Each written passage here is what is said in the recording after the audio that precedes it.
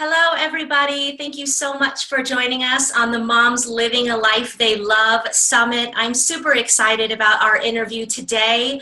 Please welcome Eva Pohler to our summit. Eva, thank you so much for taking the time to be with us today. Hi, thanks so much for having me. Very cool. You guys, Eva is a mother of three and an Amazon best-selling author. I believe you've written, 18 best-selling novels? 18 novels, not all best-selling yet, but I've had some hit the top lists in their categories, so it's pretty exciting.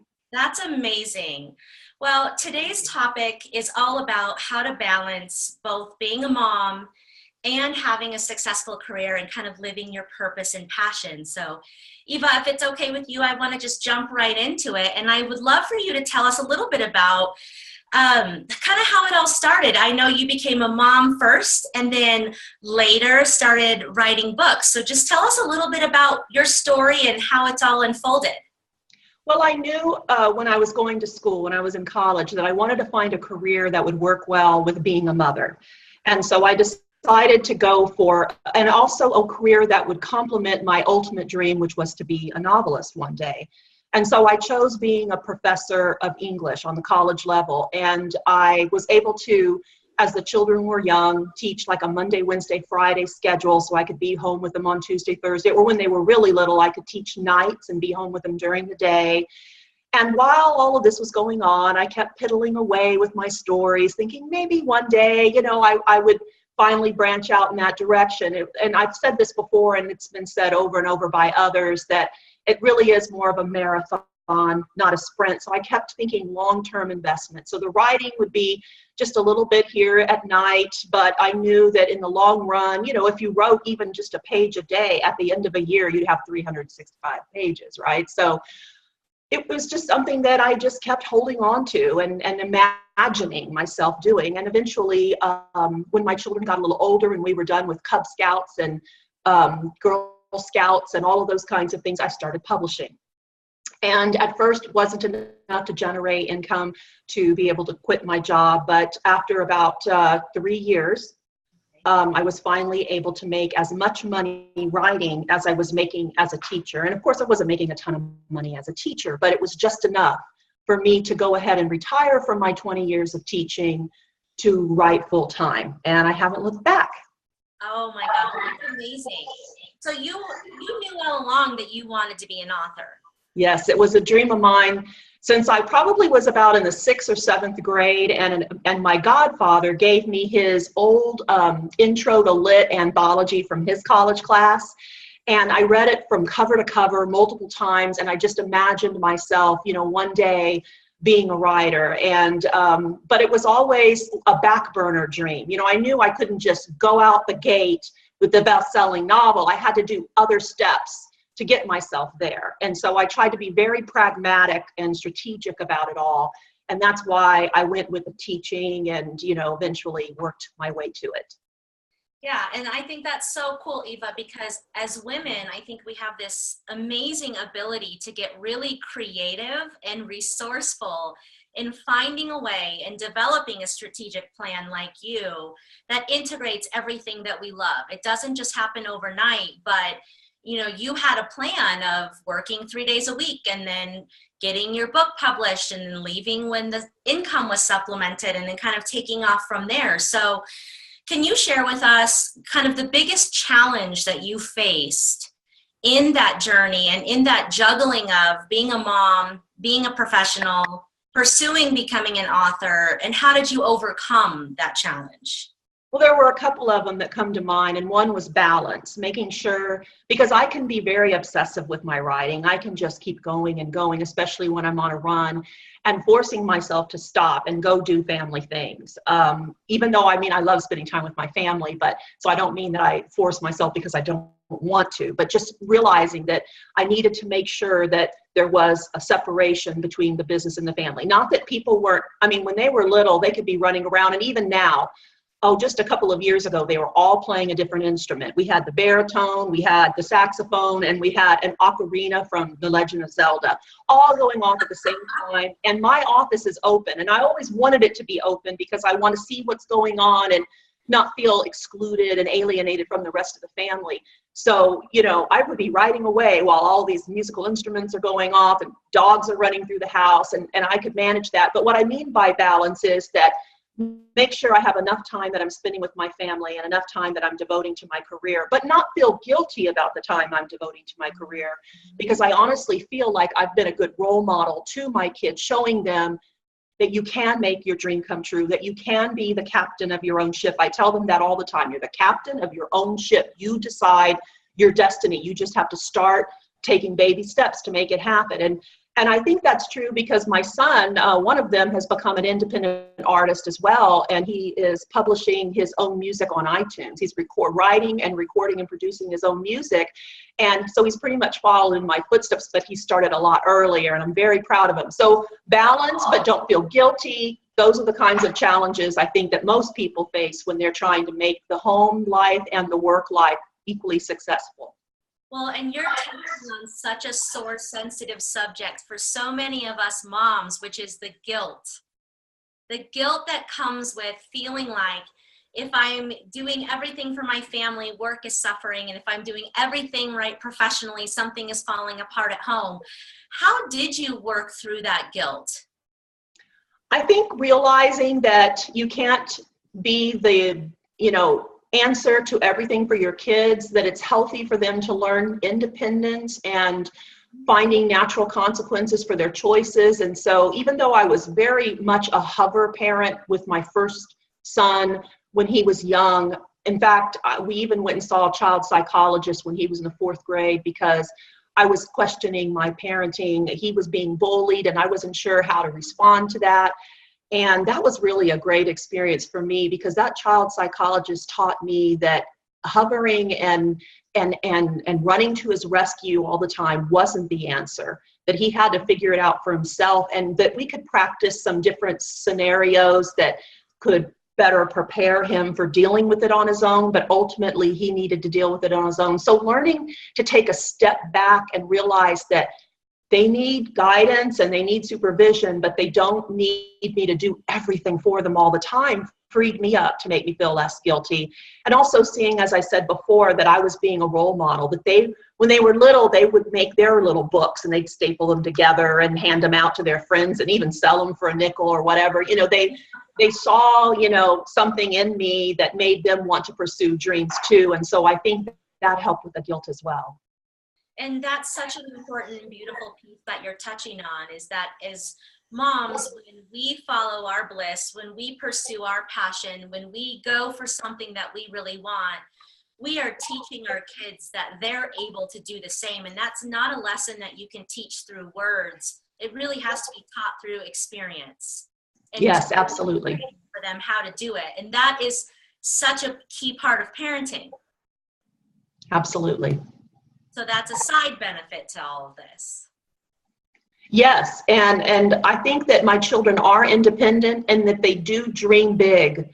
And I remember when I was growing up, my father used to tell me, be a doctor so you'll be wealthy. And I used to be afraid to think outside of that box. It wasn't until I got to college that I allowed myself to think, you know what, I can do something else other than be a doctor. There are all kinds of other things that I can do and still make my writing dream come true. And so from the time they were little, I've told them, dream big, you can make it happen if you want to make it happen. Not that, and I also try to teach them that there's no such thing as being entirely 100% happy in anything that you do. I mean, all jobs have work and headaches and stress and problems. So I don't want them to think that if you're doing something and it doesn't make you 100% happy, then it must be wrong, or, the wrong calling. It just has to be something that makes you feel satisfied most of the time, something that you feel like you have a gift for. And then, you just have to accept that everything's going to have, its negative sides too. So teaching them to work hard, but dream big. I think that's the key. Yeah. That happiness might not be the goal, but fulfillment can. Yes. Yes. And happiness comes with fulfillment, but just noting that you're not going to be blissful 100% of the time. I mean, there's still going to be stresses. There's days when my sales aren't as high as they normally are that I suddenly like, oh, is this the end? Is it all over? So I have those panicky moments. And then I have days where I really need to do editing, but I'm just not in the mood. So I have to force myself, every job has those things. So it's really not true that if you do what you love, you'll never work a day in your life. You do have to work. It is hard work, but as long as overall you feel that satisfaction and joy, and that this is what you want to do and we're meant to do, then I think you've hit it right. Yeah. Giving them a realistic picture, right? Yes. Okay, so walk us through a day in the life of Eva, balancing career and kids. So how old are your kids now? My oldest is about to turn 21. Okay. Yeah, and he is in college, and he lives here at home and is working on a degree in computer science. And then my other son, Travis, he is going to be turning 18, and he's been accepted to the university, or A&M University in Corpus Christi. And then my daughter, Candace, is 16, and she's doing a homeschool program, and she is a sophomore in high school. And so my typical day now is I get up in the morning and I usually have my Google Calendar tell me what marketing task I have to do. And so after I check all my email and all my other places where fans and colleagues might be contacting me, via Facebook or Twitter or whatever, I do whatever that marketing task is. And then also I have a different day of the week where I've kind of assigned myself a chore. Like Mondays is usually grocery shopping day, so I plan the whole week's meals and I go shopping on Mondays. And Tuesday is clean the master bathroom, but I skip that one a lot. And, so after I do my marketing, I do some kind of little chore, and then I write in the afternoon. After lunch, I write until it's time for me to start cooking supper. And so, then I probably around 5:30ish is when I load the dishes from the previous evening in and unload and start cooking, and we eat. And then sometimes the rest of the evening, I might just watch shows with my family. I have a different show that I watch with each of my kids, so I make sure we have some kind of bond. Like with my oldest son, we love The Flash, which is coming on tonight. Okay. My middle son, it's The Walking Dead. So last night, we had to watch it last night because we went camp fishing this weekend together. So we watched The Walking Dead last night. And then with my daughter, it's The Bachelor. So we watched The Bachelor together last night. Yeah. And The Fosters, we also watch The Fosters, which comes on tonight. So we actually have two shows. But so I usually watch some show with some of my family members, and my husband watches most of those with us too. And then I might do a little bit more before I go to bed, a little more writing, especially at this time right now in a novel where I'm generating the first draft. I tend to do a lot of night writing because that's when my juices really flow. After the first draft is finished, then I don't tend to do that so much. Then it's mostly just editing, going back, reworking, that kind of thing. So it kind of depends on where I am in the writing phase. But that's basically what my day is like.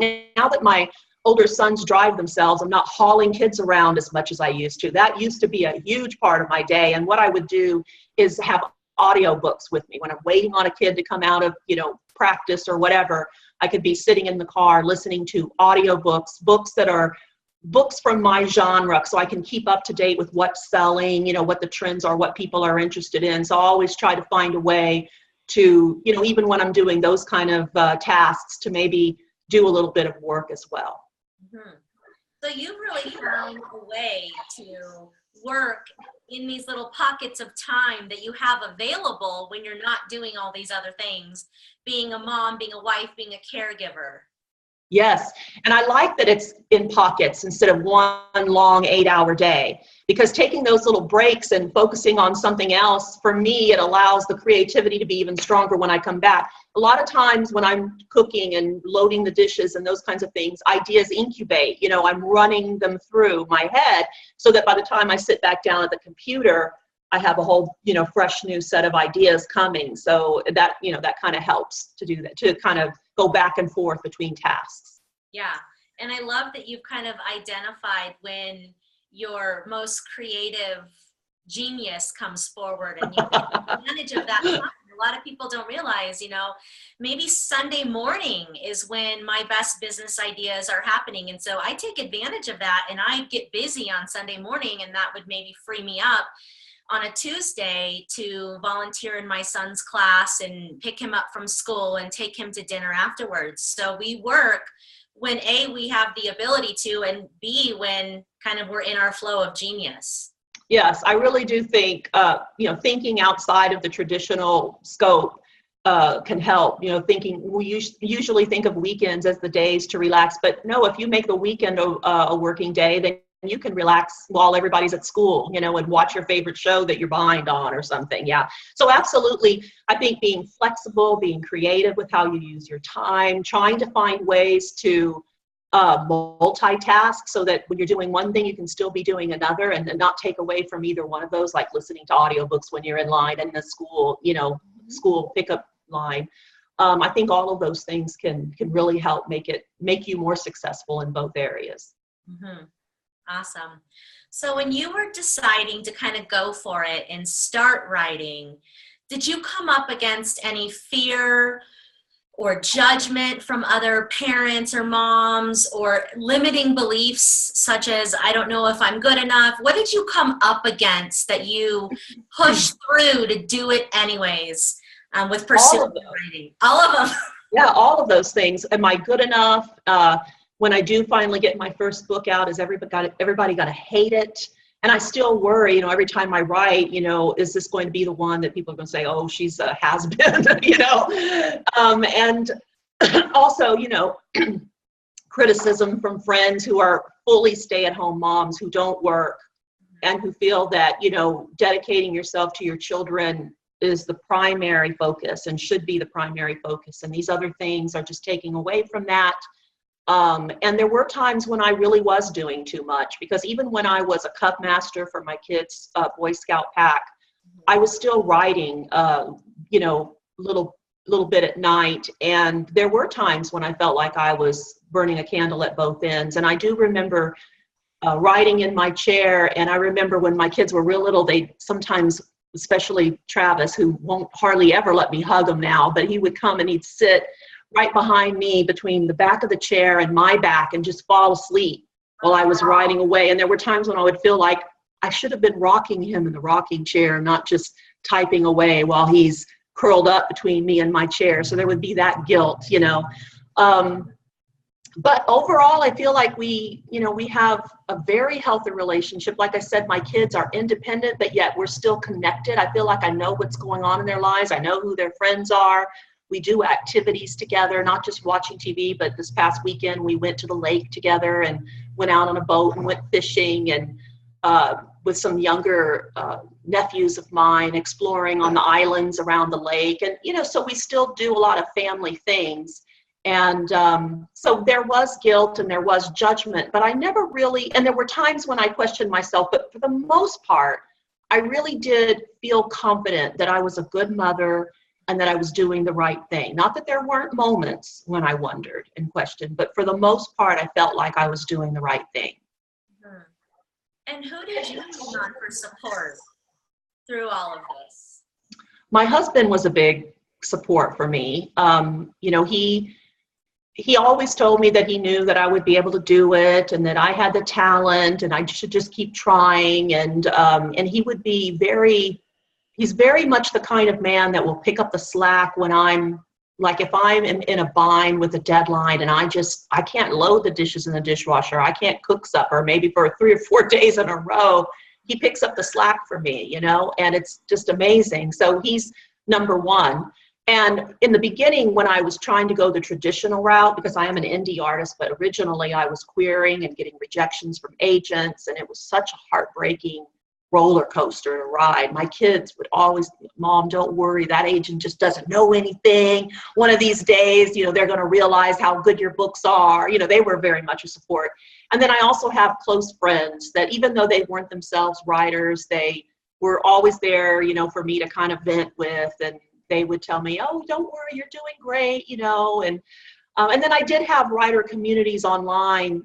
Nowadays now that I'm more involved in Facebook, I find a lot of support from authors on Facebook, but there were other writing communities around in the earlier years when I was writing where I could find a critique partner or just a support group of other writers who were struggling with similar problems. So I think a combination of family, close friends, and then online communities are the places where I saw my support that I needed.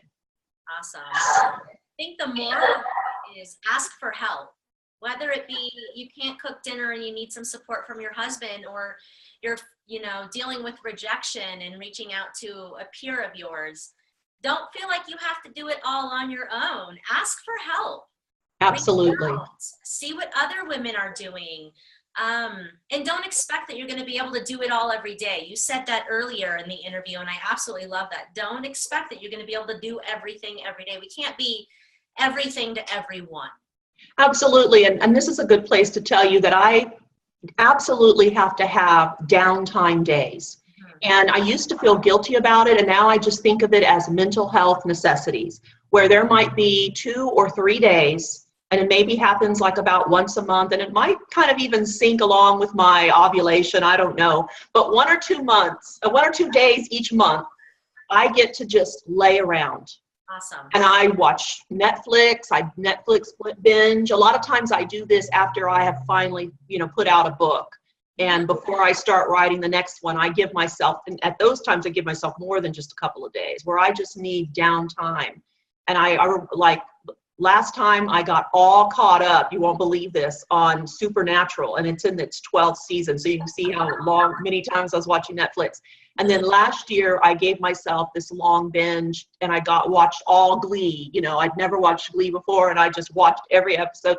So allowing myself, that downtime to just be lazy on the couch and watch Netflix and not be so hard on myself that I didn't clean that day or that I didn't cook, we went and got takeout.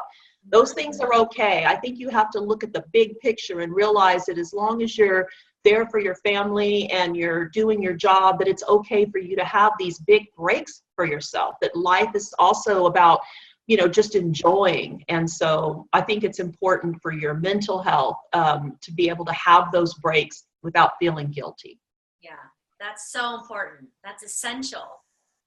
Yes. Okay, so you've given us a lot of really good information, but if you had to narrow it down into one tip or one piece of advice or, some words of wisdom for women out there who are either maybe stay-at-home moms right now and are thinking about pursuing a career, or maybe are in a career setting and are wanting to grow a family, what's the piece of advice that you would give to those women?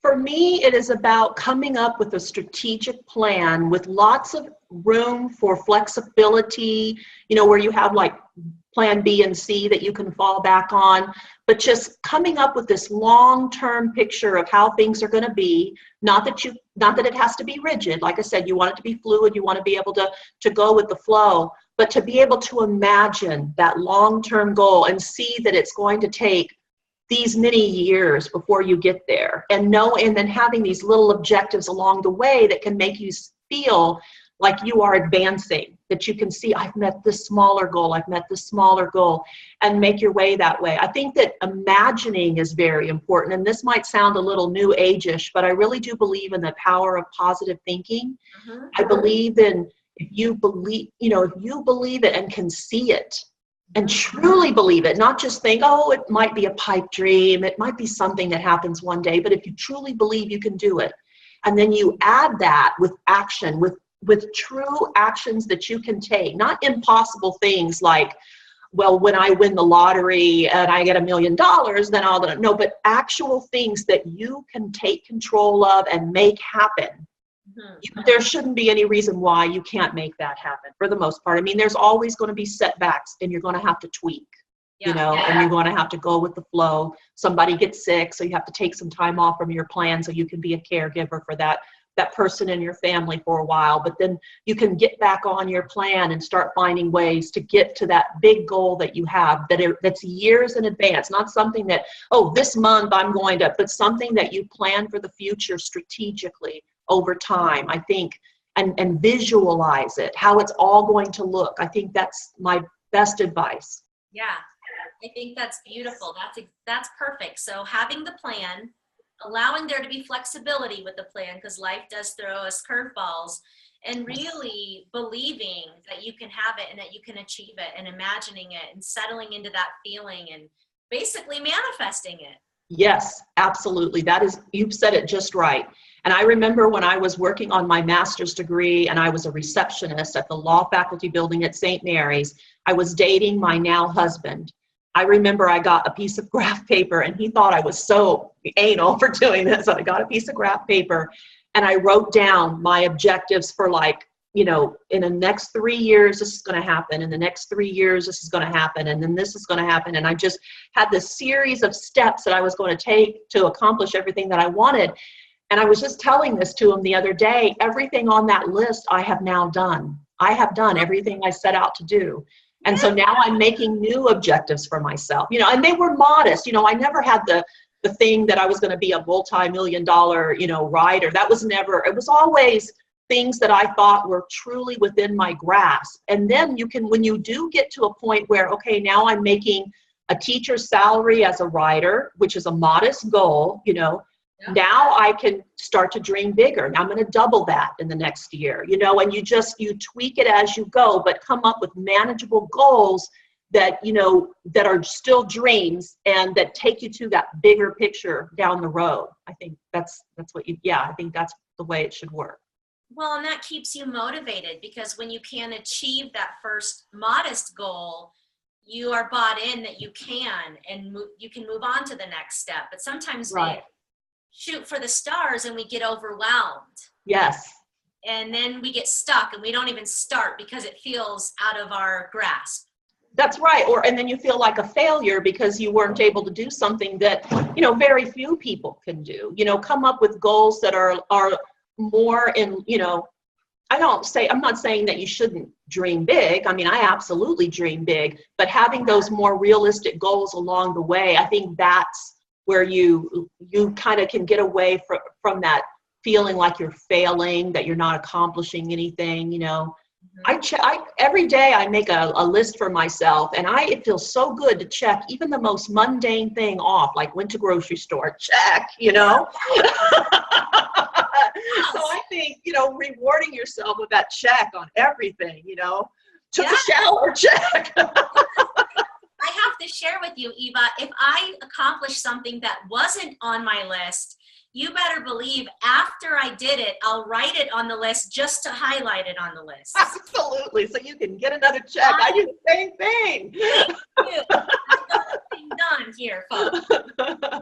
I love it. So that's just such a great way to think about things. And I can tell you have such a positive energy, Eva, about you. And so I'm not surprised at all that you've been able to write these novels and have the following that you have and have a healthy connection with your family. I mean, you really deserve it, and I can see why it's all come together for you. So tell us a little bit about your novels, and then tell us about the free gift that you're sharing with the viewers today. Oh, okay, great. Well, I actually have a lot of my books sitting here next to me on the desk. Awesome. My biggest best-selling series is my Gatekeeper Saga. And this is a 6-book series about a teen who becomes entangled with the gods of Mount Olympus when Thanatos, who is deaf, wants to meet her. And so you follow her adventures along the series, and you meet just about every Greek being in the pantheon. And it's a great way for young people to learn all about Greek mythology. I've had several of my readers write to me and say, I aced my mythology test, and it's all because I read your books, you know. But, so this is my major breadwinner. This is the series that makes my living basically for me. And then it also has a little prequel, and right now this is 99 cents in the month of February. And then I also have my young adult thriller, The Purgatorium, which is a 3-book series. Okay. And I write mystery books for adults. I have Mystery House San Antonio, Mystery House Tulsa. The next one will be New Orleans. And then I also have my mystery book collection, the Mystery Tomb and the Mystery Box. And then my free book my free gift that I want to give is the first book of my Vampires of Athens series. And you can use the link on this video, or you can, if you lose that, you can go to my website and you'll see the offer right there. You can get the digital edition, of vampire addiction. And this is about a teen from New York who goes to study abroad in Athens, and she discovers that the vampires and the Greek gods that she loves in her books do exist, and that they are almost coming to war to one another. And she gets caught in the middle. She becomes a catalyst to an uprising. But she understands both sides. The vampires want liberty at any cost, and the demigods want to protect the city. And she understands both sides, but she and her friends can't get their parents or the gods to listen to them. So there's these three unlikely friends that are trying to bring about a peaceful resolution to this war in Athens. Wow. So you can get the first book with that link below the video. So cool. So you guys, the link to her first book is in this email that you received to watch this interview.